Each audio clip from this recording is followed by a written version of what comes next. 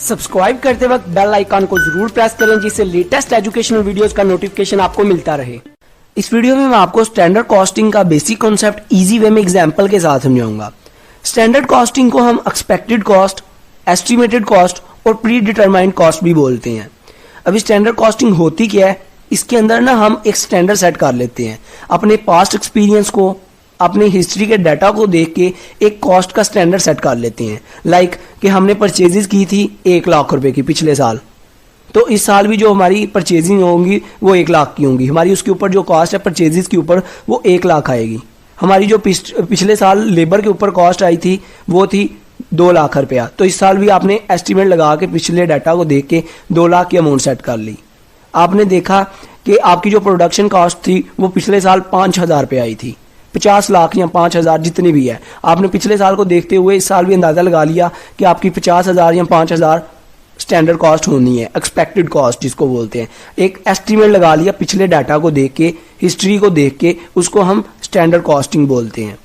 अभी देखें कुछ कंपनीज होती हैं वो नहीं होती हैं, तो उनके पास हिस्ट्री का डाटा नहीं होता, पास्ट एक्सपीरियंस नहीं होते, तो वो भी अपनी स्टैंडर्ड कॉस्ट कैसे सेट करें, वो मार्केट में जाकर रिसर्च करें, देखें कि लेबर का क्या रेट चल रहा है, लेबर कितनी सैलरी ले रही है, परचेजेस का क्या रेट चल रहा है, उसके बाद प्रोडक्शन कॉस्ट कितनी पड़ रही है, मार्केट की रिसर्च करें, एनालिसिस करें, सर्वे करें, डिमांड और सप्लाई को देख के अपनी कॉस्ट जो वो सेट करती हैं, सर्च करके, रिसर्च करके, मार्केट का सर्वे करके, उसको भी हम स्टैंडर्ड कॉस्टिंग बोलते हैं।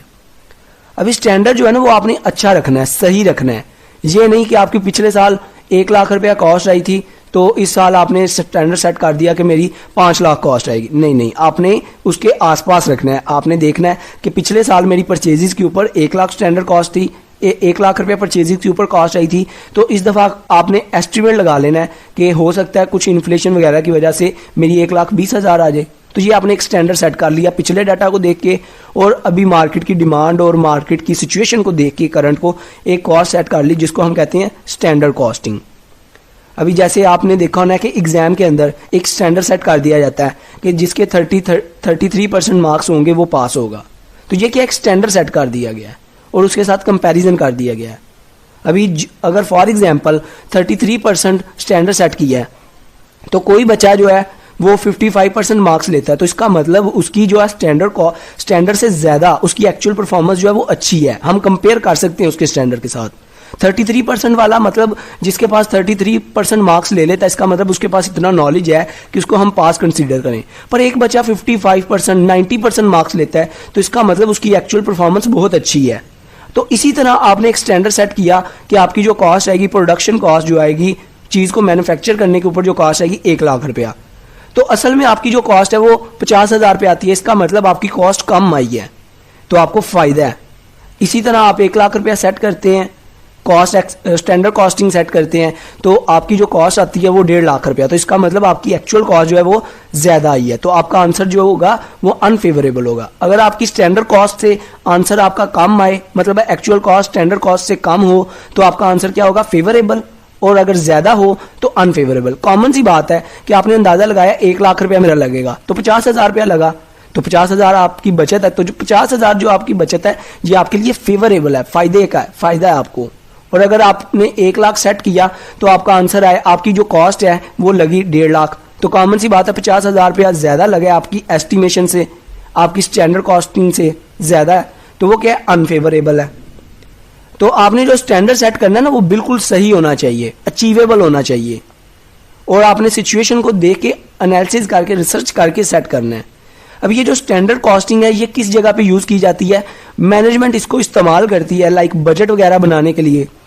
कि बजट वगैरह क्या होता है, बजट के आप पहले से ही एस्टिमेट लगा लेते हैं कि फ्यूचर में हमारे इतने खर्चे होंगे, इतने एक्सपेंस होंगे, इतनी हमारी इनकम होगी, मतलब एडवांस में फ्यूचर को प्रेडिक्ट कर लेना, एक अमाउंट उसकी सेट कर देना, उसको हम बजट कहते हैं। उसके लिए एलोकेशन कर देना, प्लानिंग कर देना एक अमाउंट की, उसको हम बजट कहते हैं। तो मैनेजमेंट बजट वगैरह बनाने के लिए भी स्टैंडर्ड कॉस्टिंग को यूज़ करती है, और परफॉर्मेंस मेजरमेंट करने के लिए भी स्टैंडर्ड कॉस्टिंग को यूज़ करती है। लाइक एक एम्प्लॉय है, वो दिन में 10 यूनिट आराम से बना सकता है, तो एक स्टैंडर्ड सेट कर दिया गया कि आपने 10 यूनिट बनाने हैं, तो ये क्या है, उसकी परफॉर्मेंस को भी मेजर कर सकते हैं इसके ज़रिए से, और कंट्रोलिंग वगैरह भी इसके ज़रिए से करते हैं हम।